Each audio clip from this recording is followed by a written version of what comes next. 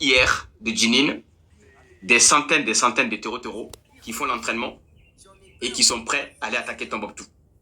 Est-ce que vous êtes au courant de ça? Donc ça veut dire que l'attaque qui s'est passée le 25 avril dernier, il y en aura une autre plutôt, si nous ne sommes pas préparés mentalement. Parce que l'Africain est dans les émotions. Parce que nous pensons que la guerre est finie. On s'est dit, ils ont attaqué, on est en train de riposter, ça y est, la guerre est finie, machallah. Et c'est ça qui fait froid dans les dos.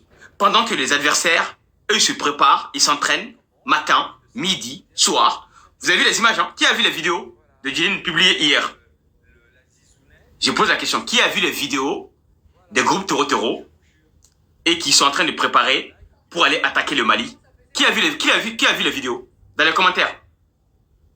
Qui a vu les grandes vidéos où ils font la préparation, l'apologie, qui sont prêts pour continuer leur chemin de croisade contre le Mali? Vous êtes 200 personnes. Personne n'a vu les vidéos? Attendez là, est-ce que vous m'entendez dans les commentaires? Si vous m'entendez, écrivez oui. Qui a vu les vidéos, les sources de Djinin? Oui, Kariba a vu. Qui d'autre a vu? Je pose la question, qui a vu les vidéos où on appelle le djihad et de continuer la lutte, les croisades contre le territoire malien? Feu vert a vu. Qui d'autre a vu? C'est incroyable, hein? Est-ce que vous écoutez un peu les informations, au moins un peu? Moi, je me pose la question, est-ce que vous suivez, vous regardez juste un peu les informations? Parce que c'est très grave, hein? Moi, je me pose des questions, pourquoi vous êtes aussi connectés, vous avez les forfaits, vous n'arrivez pas à savoir ce qui se passe dans vos pays? C'est incroyable parfois. Moi, je me pose des questions. On dirait que vous êtes pas, soit vous êtes dans le déni, vous ne voulez pas savoir la réalité de vos pays, ou bien c'est la paresse qui fait que vous n'êtes pas capable d'aller chercher les informations. C'est incroyable, hein? Donc, je vous explique rapidement. Pour rappel, le projet de Djinin, c'est quoi? Très rapidement, parce que c'est l'Afrique, hein, c'est notre continent, il faut qu'on en parle 2 minutes. Parce qu'il y a un enjeu qui est là, il faut qu'on éclaircisse les choses. À votre avis, le projet de Djinin, c'est quoi? On vous a expliqué, ils veulent créer l'Azawad. L'Azawad, c'est quoi? C'est 800 000 km², soit plus que la moitié du Mali. Pour rappel, le Mali, c'est 1 022 000 km². Donc, l'Azawad, qui est un projet qui a été initié, instigé depuis les années... D'ailleurs, là, c'est la France hein, qui est derrière tout ça qu'on appelle le CROS. Donc, en fait, c'est ce qu'on appelle l'organisation des Touaregs hein, du Sahara central, ok, qui a été créée par la France en 1957. Ensuite, durant les indépendances, ils vivaient sur le territoire du Grand Sahara. Le Grand Sahara, c'était une partie de l'Algérie. Vous avez l'Algérie en haut? Tout ce qui est l'Algérie vers là-haut, c'est ce qu'on appelait à l'époque le Grand Sahara. D'accord? Donc, durant les indépendances, comme De Gaulle ne voulait pas que ils aient un territoire dans le Soudan français qui était le Mali et vers le Haute-Volta, le Burkina Faso, le Niger, etc.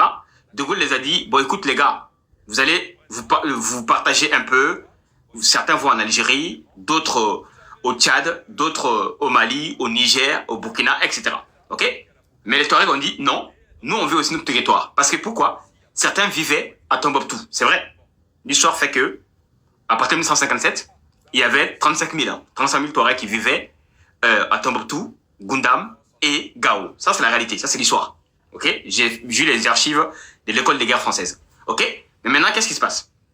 Le problème est que ils ont une nouvelle génération politisée qui sont en train d'instrumentaliser ça, qu'on appelle les Agabas Intala, les Bilal al-Shérif, qui sont les chefs des terreaux maintenant.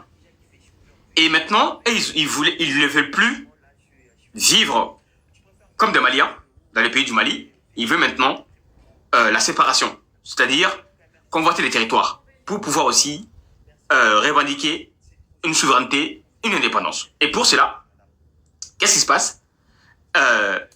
Ils ont commencé les premières attaques. Comment ça s'appelle? Et pour cela, les territoires d'abord, les territoires qui sont en train de revendiquer, ce sont des territoires, comme j'ai expliqué la dernière fois, très riches.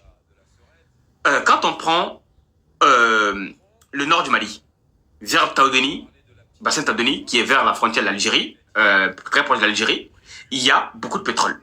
D'accord? Quand on prend les zones comme par exemple Kidal, il y a le phosphate, il y a l'uranium.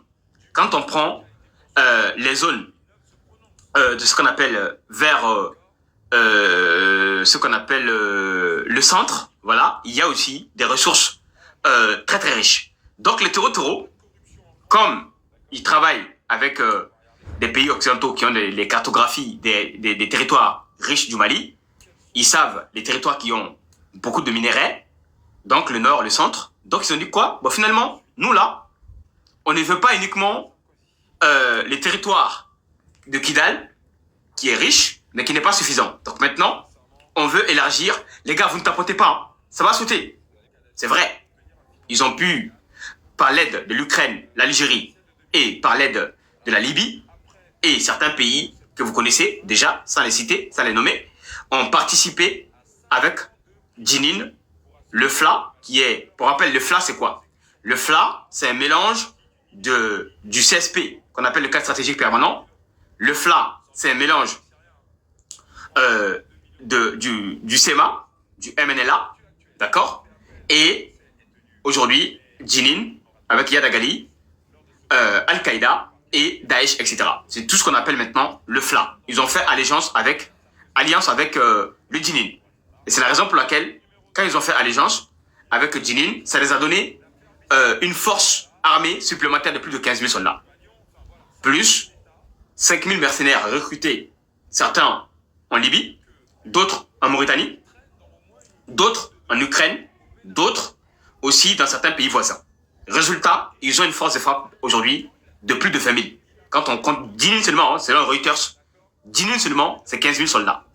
Donc Jenin s'est dit maintenant, pour la première fois, ils ne veulent pas la charia, parce qu'ils ont compris que ils ont même changé de stratégie, l'État islamique et Jenin. Parce qu'avant, ils voulaient un État califat, c'est-à-dire un territoire où il y aura la charia. Les femmes seront comme des objets et ceux qui vont voler, les mains seront coupées et l'État doit être maintenant l'État islamique.